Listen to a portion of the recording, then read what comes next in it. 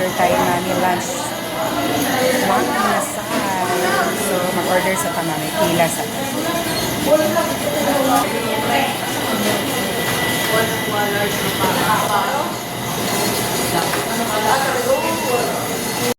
Kiyata sa taas.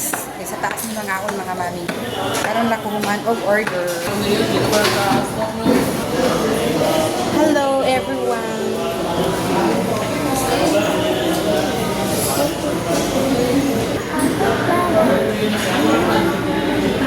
Lami mo ka og halo-halo pero wala sila available. Tapos una kami nasa 7-Eleven. Withdraw ko kwarta kay sira ilang machine, wala dili pwede mo gamit o card. So nag-withdraw pa ko sa unahan mami. Gihangak pa ko bisay gutom na. Oh no. Pero finish na ang order na ko. Waiting na lang ni mami na i-serve ang food. Okay. Ang food. Chacho, get your food. Kain na tayo mami. So yan yung order. Under rice ta mami, under rice.